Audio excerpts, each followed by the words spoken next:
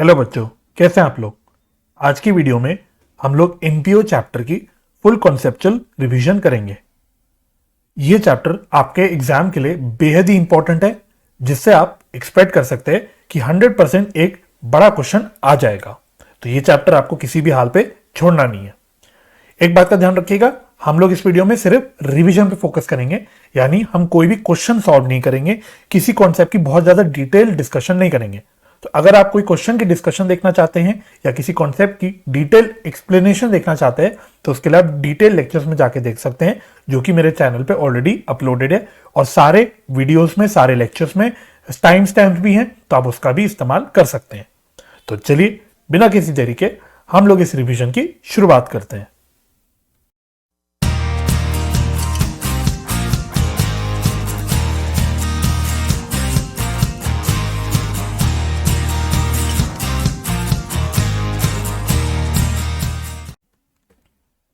तो सबसे पहले डिस्कस करते हैं कि एनपीओ होता क्या है।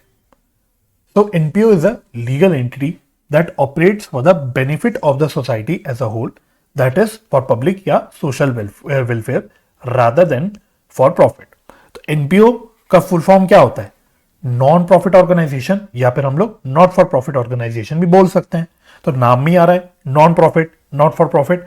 तो ऐसी संस्थाएं जो प्रॉफिट कमाने के लिए, मुनाफा कमाने के लिए काम नहीं करती, वो अपनी सोसाइटी के लिए, कोई पब्लिक के लिए या अपने मेंबर्स के लिए काम करती है, उनके वेलफेयर के लिए काम करती है। ठीक है, तो बिजनेस मोटिव नहीं होता इनका। मोटिव क्या होता है? पब्लिक वेलफेयर बोल लो, सोशल वेलफेयर बोल लो, या अगर अपने मेंबर्स के लिए काम कर रहे हो तो अपने मेंबर्स की वेलफेयर बोल लो। इन पर्पसेस के लिए काम करते हैं। एग्जाम्पल्स क्या होते हैं आपके एनपीओ के? जैसे पब्लिक हॉस्पिटल्स, सरकारी हॉस्पिटल्स, सबसे बड़ा हॉस्पिटल आपने सुना ही होगा नाम, एम्स, है ना। पब्लिक स्कूल, सरकारी स्कूल्स, क्लब्स, टेम्पल्स, चर्च, ये सारे एग्जाम्पल्स हैं आपके एनपीओ के। ओके, ध्यान रखना आईसीआई भी आप कह सकते हो एनपीओ का एग्जाम्पल है। जो institute of chartered accountants of India है, वो बेसिकली अपने मेंबर्स, अपने स्टूडेंट्स के लिए काम करते हैं। तो ये भी एक प्रकार का एनपीओ है। ठीक है, चलिए नेक्स्ट आपके मेन सोर्सेज ऑफ इनकम क्या होते हैं। मेन सोर्सेज ऑफ इनकम या मेन सोर्सेज ऑफ फंड्स, मतलब अपना पैसा वगैरह का जुगाड़, है ना, कहां से करता है एनपीओ। तो उसके क्या क्या सोर्सेज होते हैं? तो सब्सक्रिप्शन फ्रॉम मेंबर्स, मेंबर से जो सब्सक्रिप्शन लेते हैं वो एक सोर्स होता है। डोनेशंस जो मिलती हैं उनको, है ना, या फिर गवर्नमेंट से या कोई सरकारी अथॉरिटीज से ग्रांट्स वगैरह मिलते हैं, या फिर अगर इन्वेस्टमेंट्स भी कर रखी है एनपीओ ने, तो उससे जो भी वो इनकम कमाती है, ये सारे उनके इनकम के या फंड्स के, फाइनेंस के सारे सोर्सेज होते हैं। ठीक है, लोन भी हो सकता है, लेकिन मेजर हम मेन सोर्सेज की बात कर रहे हैं, तो मेन आपके सोर्सेज ये होते हैं। ओके, नेक्स्ट अब हम लोग पढ़ते हैं इस चैप्टर में क्या?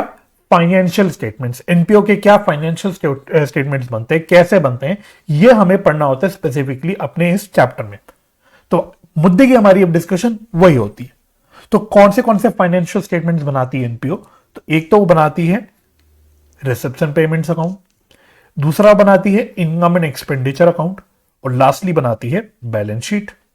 ठीक है, तो एक एक करके डिस्कस करते हैं तीनों को। रिसेप्शन पेमेंट्स अकाउंट क्या होता है? It is a summary of cash and bank transactions. क्या है ये? एक समरी होती है कैश और बैंक ट्रांजेक्शंस की, है ना। जब मैं कैश और बैंक ट्रांजेक्शंस बोल रहा हूं, तो कैश या बैंक में क्या होता है? या तो कैश या बैंक में रिसिप्ट होती है या कुछ पेमेंट्स होती हैं, है ना। तो कैश या बैंक में क्या रिसिप्ट हो रही है, क्या पेमेंट्स हो रही है, इसकी समरी दिखाता है रिसेप्शन पेमेंट्स अकाउंट। अकॉर्डिंगली नाम भी पड़ गया उसका, रिसेप्शन पेमेंट्स अकाउंट, है ना। अच्छा, समरी कब की? During an accounting period. ठीक है, अपनी जो भी अकाउंटिंग पीरियड है, जो भी अकाउंटिंग ईयर है, उस साल की एक समरी दिखाता है। नेक्स्ट इंपॉर्टेंट क्या ध्यान रखना है? जो ये रिसेप्शन पेमेंट्स अकाउंट बनता है, ये बनता है ऑन कैश बेसिस। कौन सा बेसिस? Cash basis, right. अच्छा, नेचर क्या होता है इसका? तो नेचर याद रखना, अगर ट्रेडिशनल क्लासिफिकेशन करते हो तो रियल अकाउंट होता है, अगर मॉडर्न क्लासिफिकेशन करते हो तो ये एक एसेट अकाउंट होता है। अच्छा, इसमें क्या होता है? डेबिट साइड में सारे रिसिप्ट्स आती हैं और क्रेडिट साइड में पेमेंट्स आती हैं, राइट। डेबिट साइड पे रिसिप्ट्स, क्रेडिट साइड पे पेमेंट्स। ध्यान रखना, रिसिप्ट्स एंड पेमेंट्स अकाउंट में हम जब बात करते हैं, तो हम कैपिटल नेचर और रेवेन्यू नेचर दोनों तरह की रिसिप्ट्स या पेमेंट्स लेते हैं। ठीक है, तो कैपिटल रिसिप्ट्स, कैपिटल पेमेंट्स भी आएंगी, रिसिप्ट्स जो revenue receipts and revenue payments है वो भी आएंगी। ठीक है, और वो भी whether relating to current year, previous year और नेक्स्ट ईयर। चाहे करेंट ईयर से रिलेट कर रहा हो रिसिप्ट से पेमेंट, चाहे पिछले साल से रिलेट कर रहा हो, चाहे अगले साल से रिलेट कर रहा हो, राइट। हमें सारी रिसेप्शन पेमेंट्स लेनी होती है क्योंकि ये बनता है ऑन कैश बेसिस। तो फॉर एग्जांपल, उदाहरण के तौर पे अगर इंप्लॉइज को सैलरी पे करी जा रही है तो ये भी पेमेंट साइड पे आ जाएगा रिसेप्शन पेमेंट अकाउंट के। और अगर कोई फर्नीचर परचेज करने के लिए कुछ पेमेंट करी जा रही है तो ये भी आ जाएगा आपका रिसेप्शन पेमेंट्स अकाउंट में। पेमेंट सैलरी की हो रही है इंप्लॉइज को तो वो एक रेवेन्यू नेचर की पेमेंट है, और अगर कोई पेमेंट फर्नीचर परचेज करने के लिए हो रही हो तो ये कैपिटल नेचर की पेमेंट है। तो दोनों भी तरह की पेमेंट आती है, ठीक है जी, ओके। अच्छा, इसका फॉर्मेट वैसे तो पता ही है आपको, है ना। तो हम क्या लिखते हैं, reception payment account for the year ended so and so, ठीक है, पूरा लिखते हैं, आरएनपी कभी नहीं लिखते एग्जाम में। और बनता कैसे, डेबिट साइड पे सारी रिसिप्ट्स आती हैं, क्रेडिट साइड पे सारी पेमेंट्स आती है। तो सबसे पहले हम लोग ओपनिंग बैलेंस डालते हैं। किसका ओपनिंग बैलेंस डालते हैं, कैश का और बैंक का। सिमिलरली हम फिर क्लोजिंग बैलेंस डालते हैं यहां पे बाय बैलेंस सीडी करके। किसका क्लोजिंग बैलेंस, अगेन कैश का और बैंक का। अगर आपके एनपीओ में, आपके सवाल में बैंक ओवरड्राफ्ट भी है ना, बैंक ओवरड्राफ्ट का सपोज कोई ओपनिंग क्लोजिंग बैलेंस है तो यहां पे आ जाता है ओपनिंग बैलेंस यहां पे,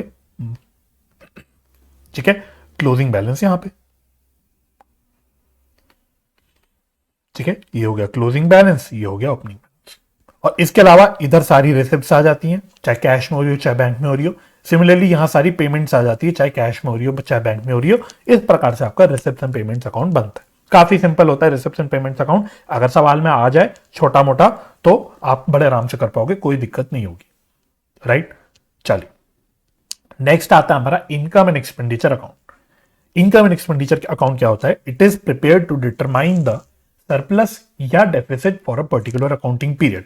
it is similar to profit and loss account. तो जैसे normal business entities profit and loss account बनाती है ना। प्रॉफिट एंड लॉस अकाउंट क्यों बनाती है, अपना प्रॉफिट या लॉस निकालने के लिए। बट एनपीओ के केस में हमने क्या बोला कि एनपीओ प्रॉफिट के लिए तो काम करती ही नहीं, तो एनपीओ पीएनएल अकाउंट बनाएगी, ऐसा हो ही नहीं सकता क्योंकि वो प्रॉफिट के लिए काम कर ही नहीं रही। तो प्रॉफिट एंड लॉस अकाउंट की जगह वो क्या बना देती है, income and expenditure account. Accordingly income and expenditure account से आप प्रॉफिट या लॉस कभी नहीं निकालते, आप निकालते हो सरप्लस या डेफिसिट, ठीक है। जो आपको लगेगा प्रॉफिट है वो प्रॉफिट नहीं होता, वो सरप्लस होता है। जो आपको लगेगा लॉस है वो लॉस नहीं होता, वो डेफिसिट होता है, ठीक है। अच्छा, it is prepared on accrual basis. ध्यान रखना ये किस बेसिस पे बनता है, accrual basis. Reception payments account cash basis पे बनता है और income and expenditure account accrual basis पे बनता है। एक्रूअल बेसिस मतलब सारे वो खर्चे, इनकम्स और जो भी खर्चे हैं आपके, वो जो रिलेट करते हैं करंट ईयर से, यानी जो पर्टिकुलर अकाउंटिंग पीरियड से रिलेट करते हैं, वही खर्चे आते हैं, ठीक है, या वही इनकम्स आती हैं। दूसरी बात, इसमें सारी रेवेन्यू एक्सपेंडिचर और रेवेन्यू रिसिप्ट्स दिखाई जाती हैं, राइट। तो कोई भी कैपिटल एक्सपेंडिचर, कैपिटल रिसिप्ट्स यहां पे नहीं दिखाई जाती। फॉर एग्जाम्पल, सैलरी पे करी तो ये रेवेन्यू नेचर का खर्चा है, ये आपके इनकम एंड एक्सपेंडिचर अकाउंट में आ जाएगा। फर्नीचर परचेज किया, ये कैपिटल एक्सपेंडिचर है, ये आपके इनकम एंड एक्सपेंडिचर अकाउंट में नहीं आएगा। लेकिन अगर फर्नीचर पे कोई डेप्रिसिएशन है तो ये आपका इनकम एंड एक्सपेंडिचर अकाउंट पे आ जाएगा, ठीक है। कई बच्चे बहुत बड़ी बेवकूफी करते हैं, सॉरी टू से, बट कई बच्चे मैंने देखा डेप्रिसिएशन रिसेप्शन पेमेंट अकाउंट में भी डाल देते हैं। आप बिलीव नहीं करोगे लेकिन मैं बिल्कुल ईमानदारी से बता रहा हूं, कई बच्चे डेप्रिसिएशन रिसेप्शन पेमेंट अकाउंट में डाल देते हैं। भाई ध्यान रखना, reception payment account cash basis पे बनता है, यानी सिर्फ कैश की ट्रांजैक्शन आती है। Depreciation is a non cash expense, तो ये रेवेन्यू खर्चा है ना, इसलिए आपके इनकम एंड एक्सपेंडिचर अकाउंट में तो जरूर आएगा, लेकिन ये कोई कैश में खर्चा नहीं हो रहा, कैश का कोई पेमेंट, कैश की कोई रिसिप्ट नहीं है, तो ये रिसेप्शन पेमेंट अकाउंट में नहीं आएगा, ठीक है। तो इस बात का आप लोग ध्यान रखना। Next, income and expenditure account जो है उसका नेचर क्या होता है, उसका नेचर होता है नॉमिनल अकाउंट का, ठीक है। जैसे प्रॉफिट एंड लॉस अकाउंट का जो नेचर होता है, सेम वे में उसका नेचर भी होता है नॉमिनल अकाउंट, राइट। और जो मैंने आपके साथ ऑलरेडी डिस्कस कर दिया, अगर टोटल इनकम आपकी टोटल एक्सपेंडिचर से ज्यादा है तो आप वैसे तो इसको नेट प्रॉफिट बोलते हो, बट यहां पे हम लोग नेट प्रॉफिट ना बोल के क्या बोलेंगे, सरप्लस बोलेंगे। सिमिलरली अगर आपकी टोटल इनकम टोटल एक्सपेंडिचर से कम हो तो आपको फील होगा ये नेट लॉस है सर, बट इसको हम लोग नेट लॉस नहीं बोलेंगे, इसको हम बोलेंगे डेफिसिट, ठीक है। दूसरी बात, डेबिट साइड पे सारी एक्सपेंडिचर, सारे लॉस वगैरह आते हैं और क्रेडिट साइड पे सारी इनकम्स आती है, तो बिल्कुल आपके प्रॉफिट एंड लॉस अकाउंट की तरह ही बनता है, बस थोड़ा सा फर्क आ जाता है ना। जैसा प्रॉफिट एंड लॉस अकाउंट बनाते हो वैसे ही बनाना है आपको, है ना। बस ध्यान क्या रखना है, यहां पे हम लोग हेडिंग डाल देते हैं एक्सपेंडिचर्स डेबिट साइड पे, और यहां पे हम सारे खर्चे दिखाते हैं, और सिमिलरली यहां पे हम हेडिंग डाल देते हैं इनकम्स, और यहां पे सारी हम लोग इनकम्स दिखाते हैं, और इनकम्स भी कौन सी, रेवेन्यू नेचर की, खर्चे भी कौन से, रेवेन्यू नेचर के, ठीक है, और वो भी ऑन एक्रूअल बेसिस, है ना। और इधर जब बैलेंस बचता है तो इसको हम लोग बोलते हैं टू सरप्लस, और अगर इधर बैलेंस बचता है तो इसको हम बोलते हैं बाय डेफिसिट। अच्छा, ये सरप्लस डेफिसिट का होता है क्या है, तो जैसे प्रॉफिट एंड लॉस अकाउंट में जो हम नेट प्रॉफिट या नेट लॉस निकालते हैं वो हम लोग कैपिटल में ट्रांसफर कर देते हैं। सिमिलरली यहां पे जो सरप्लस या डेफिसिट आता है वो कहां पे ट्रांसफर हो जाता है, ये कैपिटल फंड पे ट्रांसफर होता है, ठीक है। एनपीओ में हम क्या बोलते हैं, कैपिटल फंड, राइट। तो बिल्कुल वही है हिसाब, जैसे प्रॉफिट और लॉस को आप कैपिटल अकाउंट में डालते हो बैलेंस शीट में, सेम वे में यहां पे हम कैपिटल फंड में सरप्लस और डेफिसिट को ट्रांसफर कर देते हैं। चलिए नेक्स्ट आपका बैलेंस शीट। तो बैलेंस शीट में देखो कोई सेपरेट एसेट डिस्कशन की आवश्यकता नहीं होती, क्योंकि जो बैलेंस शीट जो बनती है एनपीओ में भी बिल्कुल वैसी बनती है जैसे बिजनेस एंटिटीज की बनती है, सेम फॉर्मेट में, ठीक है। तो बैलेंस शीट बनती क्यों है, to show the financial position of NPO, है ना। बैलेंस शीट बनाने का क्या पर्पस होता है, फाइनेंशियल पोजीशन दिखाने का, and it is prepared in the same manner as prepared by a business entity. तो बिल्कुल वैसी बनती है ना। लेफ्ट साइड पे क्या आ गया आपका, लाइबिलिटीज आ गई, राइट साइड पे क्या आ गया, आपके सारे एसेट्स आ गए।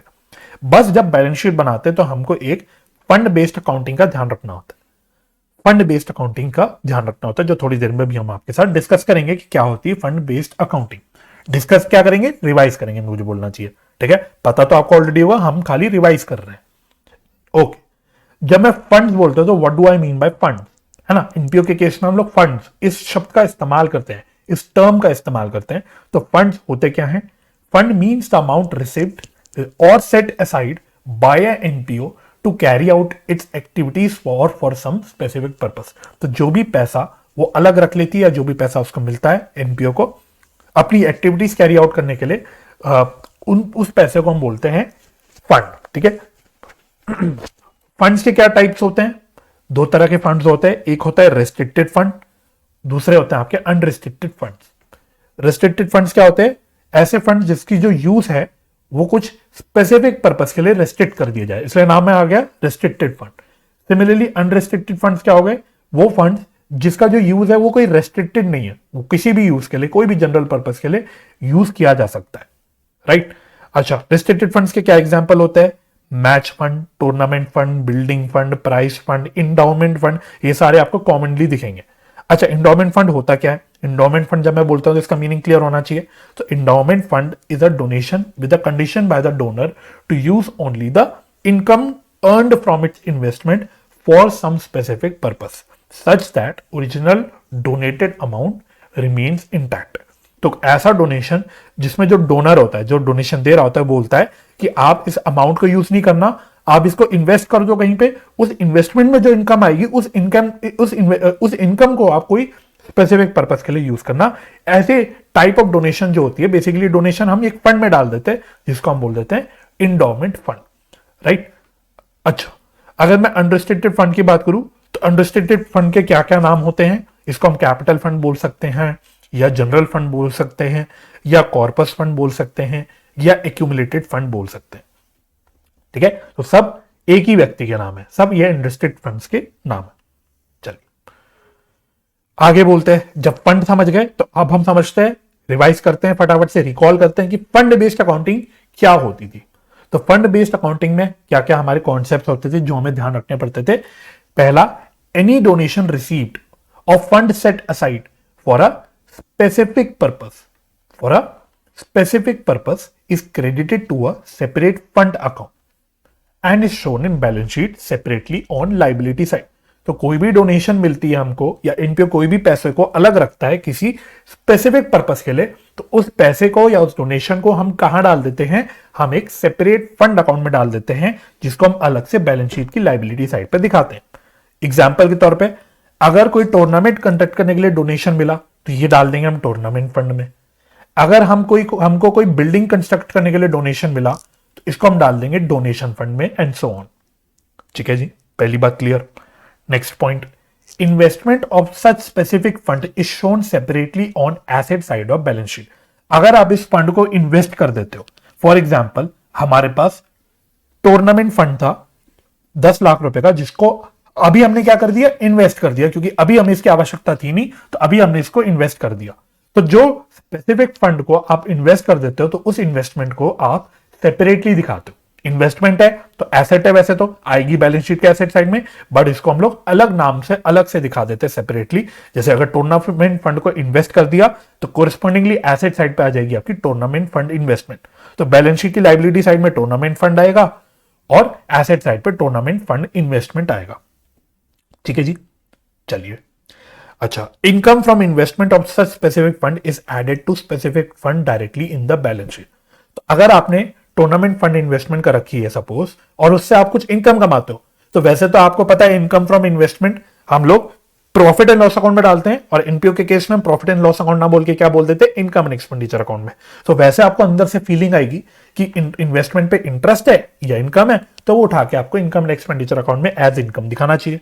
बट अगर स्पेसिफिक फंड की इन्वेस्टमेंट से आप इनकम कमा रहे हो, तो हम इनकम एंड एक्सपेंडिचर अकाउंट में नहीं डालते, हम उसको डायरेक्टली फंड में ऐड कर देते हैं।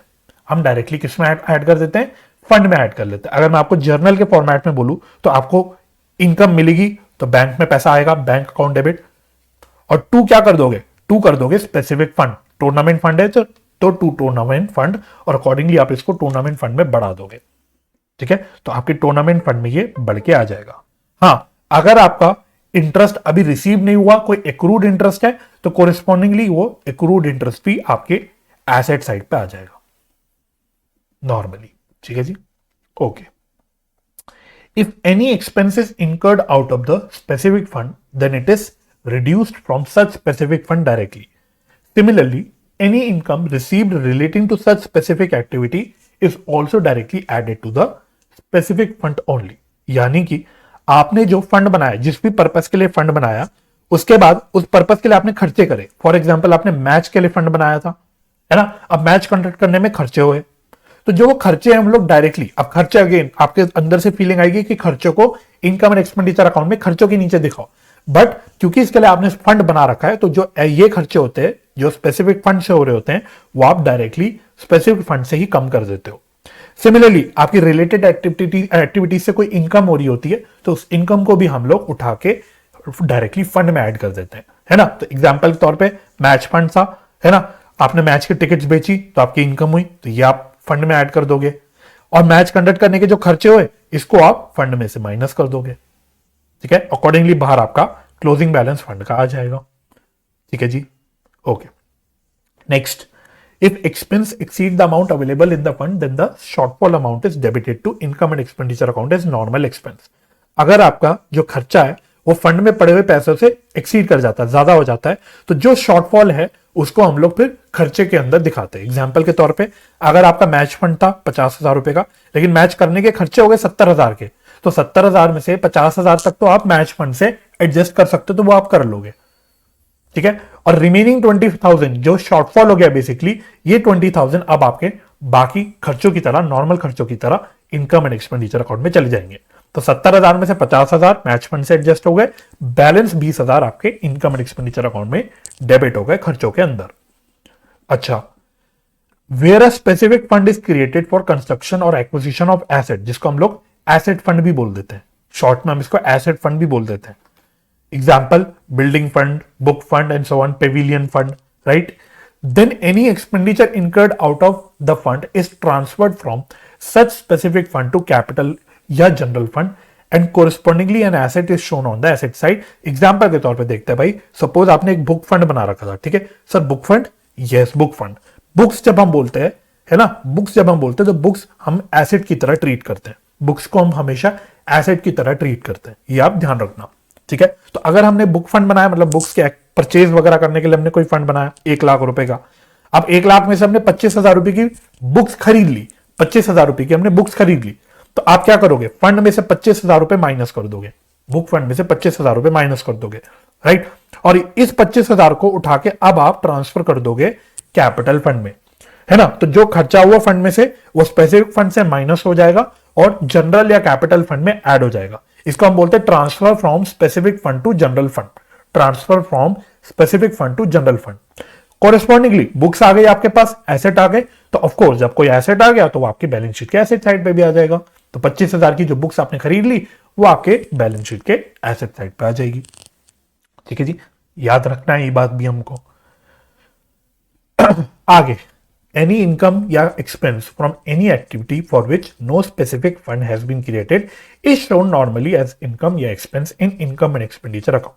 ठीक है जी, तो कभी सपोज क्वेश्चन आपको बेवकूफ बनाने के लिए, कंफ्यूज करने के लिए खर्चे डाल दे, कुछ खर्चा दिखा दे मैच एक्सपेंस का। अब आपके माइंड की कंडीशनिंग ऐसी हो रखी है कि मैच एक्सपेंस सुनते ही आपको लगता है कि ये तो मैच फंड में से एडजस्ट होगा, बट ऐसे नहीं, आपको देखना पड़ेगा भाई कोई मैच फंड है भी कि नहीं। अगर जो मैच फंड है तो फिर आप अपना फंड बेस्ड अकाउंटिंग का फंडा लगा दोगे, मैच के खर्चे को फंड में से एडजस्ट कर दोगे। बट अगर क्वेश्चन में कोई मैच फंड है ही नहीं तो फिर आपको कंफ्यूज नहीं होना, पागल नहीं बनना, फिर आपको इसको नॉर्मल खर्चों की तरह ट्रीट करना है और इनकम एंड एक्सपेंडिचर अकाउंट में दिखा देना है। Similarly sale of match ticket, again आपकी माइंड की कंडीशनिंग ऐसी होगी कि आपको लगेगा कि ये फंड में ऐड होना चाहिए, बट देख लेना भाई मैच फंड है भी कि नहीं। अगर मैच फंड नहीं है तो उठा के कहीं अपने आप से फंड बना के उसको मैच फंड में मत ऐड कर देना। उस केस में फिर ये आपके इनकम एंड एक्सपेंडिचर अकाउंट में इनकम साइड पर नॉर्मली चला जाएगा। ठीक है, तो you have to be very careful. ठीक है, अब कैसे पता लगेगा कि मैच फंड है कि नहीं? या तो क्वेश्चन में वो दे रखा होगा कहीं पे कि मैच फंड का कोई बैलेंस है ना। अगर मैच फंड का बैलेंस नहीं है, हो सकता है वो आपको कहीं दिखा दे कि मैच के लिए हमें स्पेसिफिक डोनेशन मिली, हमें कोई डोनेशन मिली फॉर मैच। ठीक है, तो अगर मैच फंड है तो वेल एंड गुड, नहीं है बट कोई डोनेशन मिल रही है फॉर मैच, तो उस केस में आप अपने आप मैच फंड बना दोगे, अपने आप क्या बना दोगे? मैच फंड बना दोगे। उस केस में फिर आप अपनी नॉर्मल फंड बेस्ड अकाउंटिंग का फंडा लगाओगे। बट सपोज क्वेश्चन में कोई मैच फंड का बैलेंस वगैरह भी नहीं है और कोई मैच के लिए डोनेशन भी नहीं दे रखी कि कोई डोनेशन या कुछ मिल रही हो, तो उस केस में फिर आप अपने आप से मैच फंड मत बना देना। उस केस में आप अपना नॉर्मली इसको इनकम या एक्सपेंस की तरह ट्रीट करना, जो भी है। ठीक है, तो इस बात पे आपका क्लैरिटी रहनी चाहिए, कोई कंफ्यूजन नहीं रहनी चाहिए। क्वेश्चन आपको पागल बनाने की कोशिश कर सकता है, आपको पागल नहीं बनना, आपको अपने बेसिक स्ट्रांग रखने, आपको अपने कॉन्सेप्ट्स स्ट्रांग रखने। ठीक है, आई होप आपको समझ आ गई होगी मेरी बात, राइट? ओके, अब नेक्स्ट हम कॉन्सेप्ट पे चलते हैं जो कि है काफी इंपॉर्टेंट। एनपीओ के चैप्टर में जब आप पढ़ते हो अकाउंटिंग में, तो सबसे important, one of the most important concept हो जाता है सब्सक्रिप्शन का। सब्सक्रिप्शन, अब सब्सक्रिप्शन होती क्या है? It is an amount paid by the members of NPO periodically to keep their membership active. तो किसी एनपीओ के जब मेंबर्स होते हैं वो पीरियोडिकली एक अपनी मेंबरशिप रखने के लिए पैसा पे करते हैं एनपीओ को, इसी को हम बोलते हैं सब्सक्रिप्शन, है ना। तो मैंने अपने लेक्चर्स में एग्जांपल दिया था कि हम जो चार्टर्ड अकाउंटेंट्स होते हैं या कंपनी सेक्रेटरीज होते हैं या कोई भी और प्रोफेशनल आपके बॉडीज के जो मेंबर्स होते हैं, तो हमको क्या करना पड़ता है अपनी मेंबरशिप एक्टिव रखने के लिए। ऐसे नहीं कि हमने बस एक बार मेंबरशिप ले ली, हमने एग्जाम क्वालिफाई कर लिए तो हम जिंदगी भर सीए बोलते रहेंगे अपने आप को, जिंदगी भर हम सीए होने के बेनिफिट लेते रहेंगे। नहीं, हमें हर साल अपनी सीए की मेंबरशिप एक्टिव रखने के लिए एक मेंबरशिप फी पे करनी पड़ती है, राइट? तो इसी को हम बोलते हैं सब्सक्रिप्शन। ठीक है जी। अच्छा, एनपीओ के लिए सब्सक्रिप्शन क्या होता है? बहुत सिंपल है, इनकम होता है। ठीक है, इसको आप बोल सकते हो this is revenue receipt. Subscription जो रिसीव होती है ये रेवेन्यू रिसिप्ट होती है, बेसिकली आपकी रेवेन्यू नेचर का इनकम होता है। ठीक है, तो अब अपने फाइनल अकाउंट्स में क्या डिस्क्लोजर होते हैं सब्सक्रिप्शन के? ये इंपॉर्टेंट है, ये इंपॉर्टेंट है। रिसिप्ट एंड पेमेंट अकाउंट में हम क्या दिखाते हैं? जो सब्सक्रिप्शन हमें during the year actually receive हो रही है वो दिखाते हैं।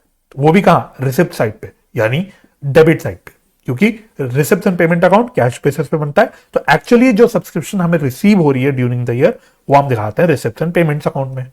अच्छा, इनकम एंड एक्सपेंडिचर अकाउंट में, अब इनकम एंड एक्सपेंडिचर अकाउंट बनता है ऑन एक्रूअल बेसिस।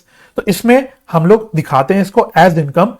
क्या दिखाते हैं? Subscription relating to current year, मतलब जिस साल के लिए आप इनकम एंड एक्सपेंडिचर अकाउंट बना रहे हो उस साल से जो सब्सक्रिप्शन इनकम आपकी रिलेट करती है वही आप दिखाते हो, वेदर वो रिसीव हुई हो एक्चुअली कैश में या रिसीव ना हुई हो। ठीक है, और कहां दिखाते हैं? ऑफ कोर्स इनकम है तो इनकम साइड दिखाएंगे, यानी इनकम एंड एक्सपेंडिचर के क्रेडिट साइड पे दिखाएंगे। अच्छा, बैलेंस शीट में क्या दिखाते हैं? अगर आपकी कोई आउटस्टैंडिंग सब्सक्रिप्शन है, आउटस्टैंडिंग सब्सक्रिप्शन एनपीओ के लिए क्या है? एसेट है, एसेट है, क्योंकि इसके अगेंस्ट उसको पैसा मिलने वाला है ना। तो ये हम दिखाते हैं एसेट साइड पे। सिमिलरली जो सब्सक्रिप्शन रिसीव्ड इन एडवांस अगर कोई है तो ये एनपीओ के लिए क्या है? ये एक लाइबिलिटी है, क्योंकि ये कुछ इनकम है जो एडवांस में मिल चुकी है, तो ये एक लाइबिलिटी है, अकॉर्डिंगली एनपीओ अपने लाइबिलिटी साइड पे दिखाता है, राइट। ओके, अब इसमें हमें फोकस किस बात पे करना होता है? सबसे ज्यादा हमें फोकस करना होता है कि एक्चुअल सब्सक्रिप्शन इनकम कितनी है relating to current year. In other words, कितनी सब्सक्रिप्शन इनकम आप अपनी इनकम एंड एक्सपेंडिचर अकाउंट में क्रेडिट करोगे, इसकी कैलकुलेशन हमें मेजरली इसमें समझनी होती है इस कॉन्सेप्ट में। इसको निकालने के लिए सबसे बेहतरीन जो तरीका होता है वो होता है सब्सक्रिप्शन अकाउंट बनाने का। यानी आप सब्सक्रिप्शन अकाउंट बनाओ और उससे आप निकालो कि कितनी आपकी सब्सक्रिप्शन की इनकम बनती है जो आप इनकम एंड एक्सपेंडिचर अकाउंट में क्रेडिट करोगे। ठीक है जी। अब ये बनता कैसे? तो उसका ये रहा आपके सामने फॉर्मेट, इसके उसका फॉर्मेट आपके सामने ये रहा। अच्छा, opening outstanding subscription, closing outstanding subscription, ये क्या है? ये एसेट है। तो एसेट का ओपनिंग बैलेंस, एसेट का क्लोजिंग बैलेंस हम किधर डाल देते हैं? इधर और इधर। तो डेबिट साइड पे टू आउटस्टैंडिंग सब्सक्रिप्शन लिख देंगे, क्रेडिट साइड पे बाय आउटस्टैंडिंग सब्सक्रिप्शन लिख लेंगे, opening closing. Similarly advance subscription कोई होगा, ये लाइबिलिटी है ना, तो अकॉर्डिंगली इसके ओपनिंग बैलेंस हम कहां डाल देंगे? एडवांस सब्सक्रिप्शन का क्रेडिट साइड पे बाय एडवांस सब्सक्रिप्शन लिख के, और क्लोजिंग बैलेंस कहां डाल देंगे? डेबिट साइड पे टू एडवांस सब्सक्रिप्शन लिख के। ठीक है। अच्छा, जो एक्चुअल सब्सक्रिप्शन आपको रिसीव हुई है ड्यूरिंग द ईयर वो आप डाल दोगे क्रेडिट साइड पे, क्योंकि जब सब्सक्रिप्शन रिसीव होगी तो आप एंट्री क्या करोगे? Bank account debit to subscription account, bank account debit to subscription account. Accordingly आप इसके सब्सक्रिप्शन अकाउंट के क्रेडिट साइड पे लिख दोगे। ये सब कर कराने के बाद आपको बैलेंस बचेगा आपका डेबिट साइड पे। जो बैलेंसिंग फिगर बचता है आपका डेबिट साइड पे, उसी को हम बोलते हैं to income and expenditure account. Basically ये आपकी सब्सक्रिप्शन निकल जाती है जो करंट ईयर से रिलेट करती है। अच्छा, अब इसमें दो चार बातों को बस ध्यान रखना। पहला, जो एक्चुअल सब्सक्रिप्शन रिसीव है ड्यूरिंग द ईयर, जिसको मैंने बाय बैंक बोला, ये आपको मिलेगी कहां से? ये आपको इंफॉर्मेशन मिलेगी रिसिप्ट्स एंड पेमेंट अकाउंट में। ठीक है, तो रिसिप्ट्स एंड पेमेंट अकाउंट में आपको झांक के देखना पड़ेगा कि कितनी सब्सक्रिप्शन हमें मिली है ड्यूरिंग द ईयर। दूसरी बात, ऐसा कोई हार्ड एंड फास्ट रूल नहीं है कि आपको हमेशा इनकम एंड एक्सपेंडिचर अकाउंट वाला पार्ट निकालना पड़ेगा। कभी कभी आपका कुछ कुछ सवालों में कुछ और बैलेंसिंग फिगर हो सकती है। फॉर एग्जांपल, वो क्वेश्चन की रिक्वायरमेंट है कि इनकम एंड एक्सपेंडिचर अकाउंट को यूज करके रिसिप्ट एंड पेमेंट अकाउंट आपको एक्चुअली में बनाना है, तो उसके केस में आपको काम उल्टा करना पड़ेगा। उस केस में आपको to income and expenditure account वाली फिगर पता होगी, क्योंकि आपको income and expenditure account given होगा सवाल में। उसको यूज करके आपको निकालना क्या पड़ेगा? Actual subscription received during the year receipt and payment account में, यानी कितना आप सब्सक्रिप्शन डालोगे। ठीक है। सिमिलरली कभी हो सकता है आपको आउटस्टैंडिंग सब्सक्रिप्शन निकालना पड़ जाए, क्लोजिंग वाला। ठीक है, तो इसमें से आपको आपका बेसिक फॉर्मेट ये है, बेसिक कॉन्सेप्ट ये है। अब इसमें से आपको जो भी मिसिंग इंफॉर्मेशन हो क्वेश्चन में वो अकॉर्डिंगली निकालनी पड़ेगी, राइट। तो बेसिक कॉन्सेप्ट हम डिस्कस कर लेते हैं। अगर बेसिक क्लियर है आपका ये मेजर कि सब्सक्रिप्शन अकाउंट बनाते कैसे हैं, कैसे हम बैलेंसेस निकालते हैं, सब कुछ पता है, तो चाहे आपको सवाल में कुछ भी निकालना पड़े आप आराम से निकाल लोगे। So your focus should be on the basic concept and basic format of subscription account. अच्छा, अब ये कैलकुलेशन करने का दूसरा तरीका होता है कि अब इसी अकाउंट को हम लोग स्टेटमेंट फॉर्म में कन्वर्ट कर दें। ठीक है, इसी अकाउंट को हम स्टेटमेंट फॉर्मेट में कन्वर्ट कर देते हैं। अकॉर्डिंगली हम इससे भी कैलकुलेशन कर सकते हैं। तो कैसे हम करेंगे? पहले लेंगे subscription receive during the year, इसमें ऐड करेंगे outstanding subscription eight and and advance subscription at beginning, right. Minus क्या करेंगे? Outstanding subscription at beginning, advance subscription eight and. तो ये प्लस माइनस करने के बाद आपका बच जाएगा subscription to be credited to income and expenditure account. ठीक है, बट मेरी एडवाइस हमेशा बच्चों को रहती है कि आप वर्किंग नोट में अगर करना चाहो तो आप सब्सक्रिप्शन अकाउंट बना लो, क्योंकि इससे गलती होने की चांसेस कम रहती है और चीजें जरा क्लियर रहती है। ठीक है, लेकिन आप कुछ भी यूज कर सकते हो, आपको जो तरीका सही लगता है आप यूज कर सकते हो। जिस भी तरीके से आप कंफर्टेबल हो वो जो तरीका है उसको आप फॉलो करके अपना सवाल कर सकते हो। अच्छा, इसको कैलकुलेट करने का एक तीसरा तरीका भी होता है, बट ये तीसरा तरीका सिर्फ स्पेसिफिक केस पे ही लग सकता है। वो क्या?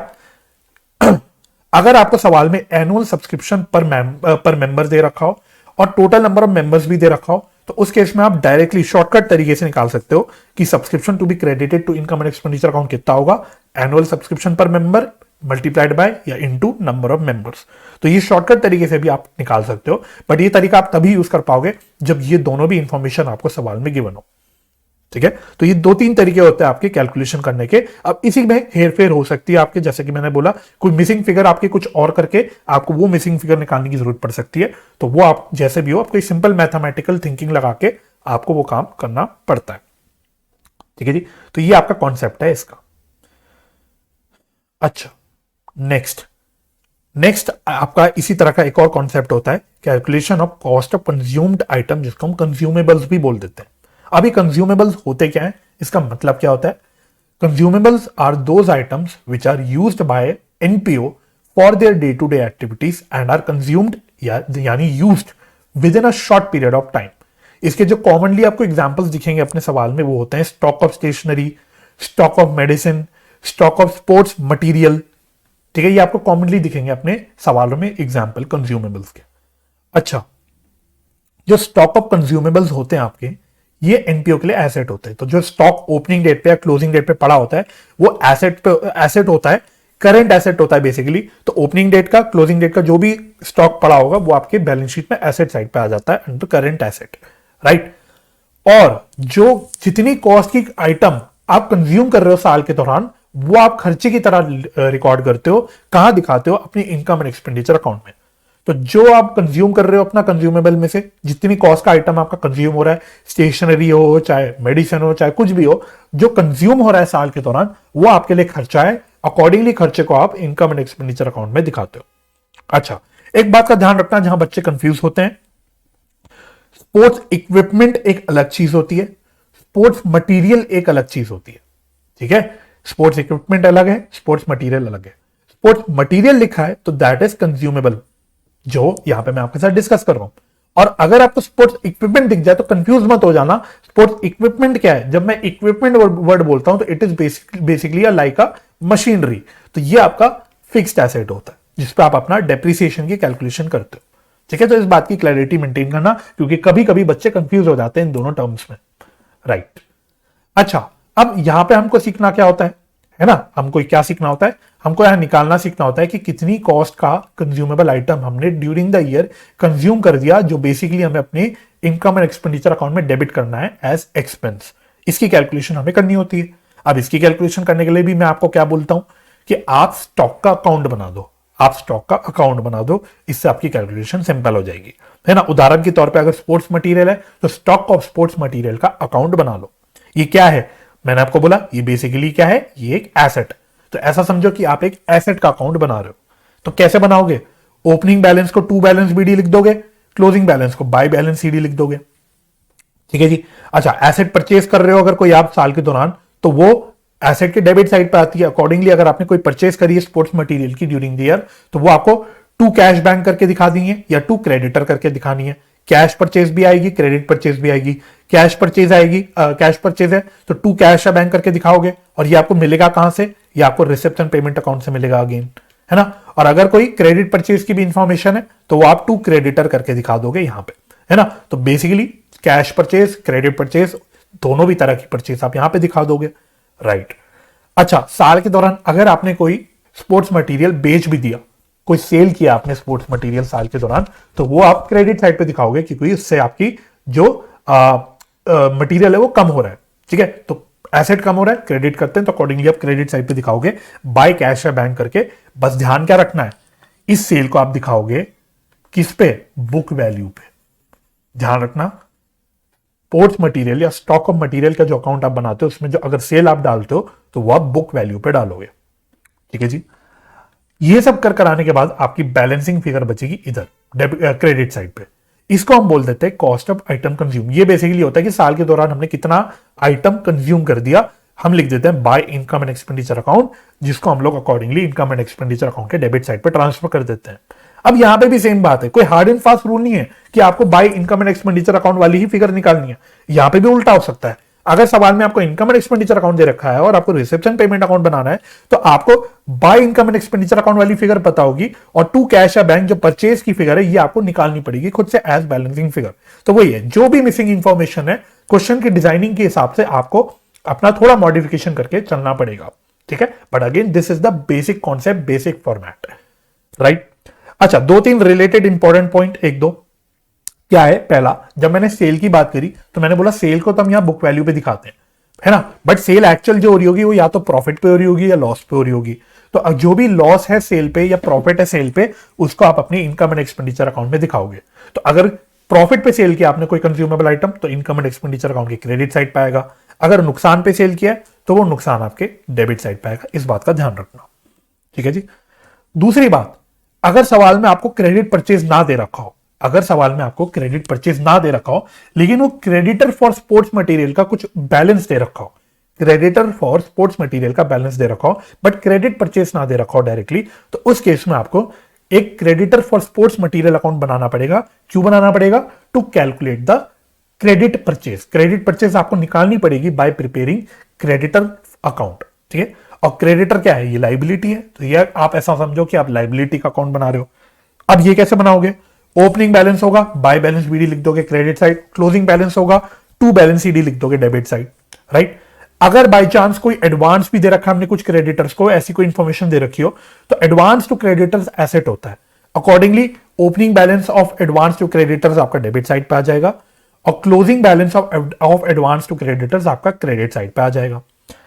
अच्छा, साल के दौरान आपने अपने क्रेडिटर्स को जो पेमेंट कर रखी है तो वो आप अपने डेबिट साइड पे दिखा दोगे टू कैश या बैंक। ठीक है ना। तो क्रेडिटर को पेमेंट कर दे तो क्या एंट्री करते हैं? Creditor account debit to cash या बैंक अकाउंट। तो अकॉर्डिंगली हम क्रेडिटर के डेबिट साइड पे दिखा देंगे टू कैश या बैंक अकाउंट। ये अगेन आपको कहां से मिलेगा? जब भी कोई भी कैश या बैंक की फिगर होगी, कोई भी कैश या बैंक की ट्रांजेक्शन होगी, वो आपको रिसिप्ट्स एंड पेमेंट अकाउंट में दिख जाएगी। ठीक है, तो ये भी अगर होगा तो आपको रिसिप्ट्स एंड पेमेंट अकाउंट में दिख जाएगा। ये सब करने के बाद आपका क्रेडिट साइड पे बैलेंसिंग फिगर बचेगा। इसको हम बोलेंगे, ये जो बैलेंसिंग फिगर है ये है क्रेडिट परचेज, जिसको हम लिख देंगे by stock of sports material. Accordingly इसको हम लोग क्रॉस पोस्ट कर देंगे अपने स्टॉक के अकाउंट में एज क्रेडिट परचेज। ठीक है, तो ये आपका मेजर कॉन्सेप्ट होता है इसका। ओके, नेक्स्ट आगे बढ़ते हैं। Treatment of certain special items in NPO. कुछ स्पेशल आइटम्स कुछ होते हैं हमारे जिनकी हमें ट्रीटमेंट डिस्कस करनी होती है एनपीओ में। पहली है डोनेशन। तो डोनेशन क्या होती है ये तो वैसे आपको पता ही है, राइट। डोनेशन क्या होती है उसके ऊपर तो मैं कोई चर्चा करने नहीं वाला, बट चर्चा मैं किस पे करूंगा? डोनेशन के टाइप्स पे। तो डोनेशन दो तरह की हो सकती है भाई, या तो स्पेसिफिक डोनेशन हो सकती है या वो जनरल डोनेशन हो सकती है। अगर वो स्पेसिफिक डोनेशन है, स्पेसिफिक डोनेशन मतलब ऐसी डोनेशन कोई जो स्पेसिफिक पर्पस के लिए मिली हो, तो ये हम ऑलरेडी डिस्कस कर चुके। स्पेसिफिक डोनेशन पे हमको क्या लगाना पड़ता है? फंड बेस्ड अकाउंटिंग का कॉन्सेप्ट लगाना पड़ता है। अकॉर्डिंगली इसको हम लोग कैपिटल रिसिप्ट की तरह ट्रीट करते हैं। और अगर आपकी जनरल डोनेशन है तो ये आपकी नॉर्मल रेवेन्यू रिसिप्ट हो जाती है, जिसको हम लोग इनकम एंड एक्सपेंडिचर अकाउंट में क्रेडिट कर देते हैं एज इनकम। ठीक है जी। अच्छा, क्वेश्चन में मेंशन ना हो कि स्पेसिफिक है कि जनरल डोनेशन, तो क्या हम क्या ट्रीट करते हैं? उस केस में हम जनरल डोनेशन ट्रीट करते हैं। पर ध्यान रखना, एग्जाम में to be on safer side आप अजम्पशन जरूर स्टेट करके आना। एनपीओ के सवालों में जहां पे भी आपको लग रहा है आप अजम्पशन ले रहे हो, बहुत इंपॉर्टेंट है आप उस अजम्पशन को लिख के जरूर आना। ठीक है जी। Next, entrance admission fee. अब इसका क्या होता है? तो इसकी जो ट्रीटमेंट होती है वो हम करते हैं एज पर इंस्ट्रक्शंस गिवन इन क्वेश्चन जो ट्रीटमेंट बोलेगा वो हम लोग फॉलो करते हैं। क्वेश्चन बोल सकता है इसको कैपिटलाइज करो, यानी कैपिटल रिसिप्ट की तरह ट्रीट करो, तो अकॉर्डिंगली फिर हम इसको कैपिटल रिसिप्ट की तरह ट्रीट करेंगे। कैपिटल रिसिप्ट में की तरह ट्रीट करने का मतलब क्या हुआ? इसको हम लोग डायरेक्टली कैपिटल फंड में ऐड कर देंगे। अगर सवाल बोलता है इसको रेवेन्यू रिसिप्ट की तरह ट्रीट करो, तो हम इसको रेवेन्यू रिसिप्ट की तरह ट्रीट कर देंगे, यानी हम क्या करेंगे? इसको हम लोग इनकम एंड एक्सपेंडिचर अकाउंट में क्रेडिट कर देंगे। अच्छा, फिर वही सवाल, अगर क्वेश्चन में कुछ ना बोले, साइलेंट हो क्वेश्चन, तो क्या करेंगे हम? तो हमको फिर इसको ट्रीट कर देना चाहिए एज कैपिटल रिसिप्ट। ठीक है, ये आपका इंस्टीट्यूट बोलता है कि इसको आप फिर कैपिटल रिसिप्ट की तरह ट्रीट करो। बट यहां पे भी ध्यान रखना, अगर आप अजम्पशन ले रहे हो, आपका क्वेश्चन साइलेंट है, आप अपने आप से कैपिटल रिसिप्ट की तरह ट्रीट कर रहे हो, तो आप अपने सेफर साइड रहने के लिए अजम्पशन एग्जाम में जरूर स्टेट करके आना। ठीक है, in the absence of information या since the question is silent, we have treated the entrance fee as capital receipt, accordingly we have added it to the capital fund. इस प्रकार से आप अपनी लैंग्वेज में एक अजम्पशन स्टेट करके जरूर आना। नेक्स्ट है आपका लाइफ मेंबरशिप फी। तो लाइफ मेंबरशिप फी ध्यान रखना, ये हमेशा होता है कैपिटल रिसिप्ट। लाइफ मेंबरशिप फी जब भी बोलते हैं तो ये कैपिटल रिसिप्ट होता है। इसका मतलब हम इसको डायरेक्टली कैपिटल फंड में ऐड कर देते हैं। ठीक है, भूल मत जाना, लाइफ मेंबरशिप फी आपको कैपिटल फंड में ऐड करना है। एंट्रेंस फी अगर आप कैपिटलाइज कर रहे हो तो वो भी आपको कैपिटल फंड में ऐड करना है। ठीक है। अच्छा, अगर क्वेश्चन बाय चांस आपको कुछ स्पेसिफिक ट्रीटमेंट दे रहे बोल दे लाइफ मेंबरशिप फी को, तो फिर आप अकॉर्डिंगली उसकी ट्रीटमेंट कर लेना। लेकिन most commonly we will treat life membership fee as capital receipt. इसमें भी आप चाहे तो नोट डाल के आ सकते हो एग्जाम में, एडिशनल आप एक एक्सप्लेनेशन नोट हमेशा डाल सकते हो, कोई भी दिक्कत की बात नहीं है। तो आप चाहो तो एग्जाम में इस पे भी नोट डाल के आ सकते हो कि लाइफ मेंबरशिप भी has been treated as capital receipt, right. Okay, next आपका लेगेसी। लेगेसी क्या होती है sir? Legacy is a donation या amount receive by NPO as per the will of a deceased person. किसी डिसीज पर्सन के will के according अगर हमको यानी एनपीओ को कोई डोनेशन मिलती है तो इसको हम लोग बोलते हैं लेगेसी, है ना। अब ये भी दो प्रकार की होती है, वही या तो स्पेसिफिक डोनेशन होगी या जनरल डोनेशन होगी। स्पेसिफिक डोनेशन है तो इसको आप कैपिटल रिसिप्ट की तरह ट्रीट करोगे और अपना फंड बेस्ड अकाउंटिंग का कॉन्सेप्ट अप्लाई कर दोगे। अगर रेवेन्यू रिसिप्ट है, जनरल डोनेशन है सॉरी, तो इसको रेवेन्यू रिसिप्ट की तरह ट्रीट कर दोगे और इनकम एंड एक्सपेंडिचर अकाउंट में क्रेडिट कर दोगे। अच्छा, यहां पे अगर क्वेश्चन साइलेंट है तो हम क्या करेंगे, तो उस केस में हम लोग कैपिटल रिसिप्ट की तरह ट्रीट कर देंगे और कैपिटल फंड में ऐड कर देंगे। बट ध्यान रखना अगेन क्या कि आपको अजम्पशन लिख के आनी है, अजम्पशन जरूर डाल देना एग्जाम में कि we have treated the legacy donation as a capital receipt and accordingly we have added it to the capital fund directly. ठीक है, नेक्स्ट ऑनरेरियम। ऑनरेरियम क्या होता है? It is a token payment made to a person for his or her service. Such person is not an employee of the NPO. तो अगर आप किसी की सर्विस ले रहे हो, आप मतलब एनपीओ अगर किसी की सर्विस ले रहा है जो बेसिकली उसका एम्प्लॉय नहीं है, तो उसको हम सैलरी नहीं देते ऑफकोर्स, क्योंकि एम्प्लॉय नहीं है, तो उसको हम देते हैं ऑनरेरियम, है ना। It is treated as revenue expenditure and is debited to income and expenditure account. इसका बेस्ट एग्जांपल जो होता है, मोस्ट कॉमनली हम जो इसका एग्जांपल देते हैं वो क्या होता है? गेस्ट लेक्चर फी। तो किसी बंदे को, किसी लेक्चरार को आप अपने स्कूल में बुला रहे हो सपोज, और उसको आपको गेस्ट लेक्चर लेने के लिए कुछ पेमेंट कर रहे हो, तो उसको हम बोलते हैं ऑनरेरियम। ठीक है, और ट्रीटमेंट क्या बोली हमने इसकी? ट्रीटमेंट है इसकी एज रेवेन्यू एक्सपेंडिचर और इसको आपको डेबिट करना है इनकम एंड एक्सपेंडिचर अकाउंट में। अच्छा, अगर कोई सेल परचेज ऑफ न्यूज़पेपर या पीरियोडिकल्स है तो क्या? अगर आप न्यूज़पेपर वगैरह पीरियोडिकल्स वगैरह परचेज कर रहे हो तो ये रेवेन्यू एक्सपेंडिचर है जिसको आप इनकम एंड एक्सपेंडिचर अकाउंट में डेबिट करोगे। अगर आप न्यूज़पेपर के सेल कर रहे हो, old sale of old newspaper बोलेगा बेसिकली सवाल आपसे, तो ये आपके लिए रेवेन्यू रिसिप्ट है। अकॉर्डिंगली आप इसको इनकम की तरह ट्रीट करोगे और अपने इनकम एंड एक्सपेंडिचर अकाउंट में क्रेडिट करोगे। और ध्यान रखना, मैंने जो आपके साथ पहले भी बोला, मैंने आपको पहले भी बताया कि जो बुक्स होती हैं आपकी वो ट्रीट होती है एज फिक्स्ड एसेट। बुक्स क्या ट्रीट होती है? As fixed asset. तो बुक्स पे आपको नॉर्मली डेप्रिसिएशन की कैलकुलेशन करनी है। दूसरी बात, एक और बात ध्यान रखना, क्या सर? अगर आपको पूरा बड़ा सवाल आएगा, जो आपका बड़ा सवाल होगा जिसमें आपको बैलेंस शीट भी बनानी है, तो अगर आपके पास ओपनिंग कैपिटल फंड नहीं है, अगर आपको सवाल में ओपनिंग कैपिटल फंड नहीं दे रखा, तो ओपनिंग कैपिटल फंड निकालने के लिए आपको ओपनिंग बैलेंस शीट बनानी पड़ती है वर्किंग नोट में। ठीक है, क्या बनानी पड़ती है? ओपनिंग बैलेंस शीट बनानी पड़ती है वर्किंग नोट में। और यहां पे आपको ओपनिंग बैलेंस शीट में जो लाइबिलिटी साइड की बैलेंसिंग फिगर होती है उसको आप बोल देते हो ओपनिंग कैपिटल फंड। ठीक है, अगर आपने सवालों की प्रैक्टिस कर रखी होगी तो आपको पता होगा मैं क्या कह रहा हूं, बट जस्ट रिकॉल कर रहे हम सारी छोटी छोटी बातों को, वो मैं आपको बता रहा हूं।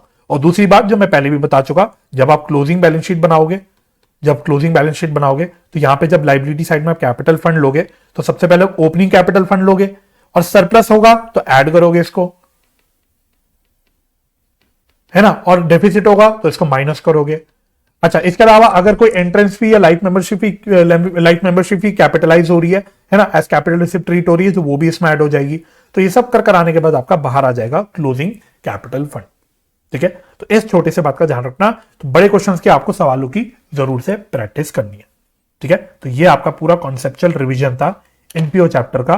तो मैं उम्मीद करता हूं ये रिवीजन आपको काफी हेल्पफुल लगी होगी, सारे कॉन्सेप्ट्स आपको याद आ गए होंगे, सारी छोटे छोटे पॉइंट्स आपको याद आ गए होंगे। तो अगर ये आपको हेल्पफुल लगी, अगर आपको ये रिवीजन वीडियो अच्छी लगी, तो प्लीज मेरे को सपोर्ट जरूर कीजिएगा, इसको ज्यादा से ज्यादा शेयर कीजिएगा, ज्यादा से ज्यादा लाइक कीजिएगा, अपने कमेंट्स भी जरूर डालिएगा। और अगर आपने चैनल सब्सक्राइब नहीं किया तो चैनल भी सब्सक्राइब कर दीजिएगा। फ्यूचर वीडियोस की नोटिफिकेशन के लिए बेल आइकन भी प्रेस कर दीजिएगा। तो मुझे अपना समय देने के लिए बहुत बहुत धन्यवाद। अपना ख्याल रखिए, परिवार का ख्याल रखिए, हंसी खुशी रहिए, एक दूसरे की मदद करते रहिए और पॉजिटिव माइंडसेट से पढ़ाई करते रहिए। हम मिलेंगे आपसे नेक्स्ट वीडियो में, तब तक के लिए bye bye and take care and all the best for your exam preparations.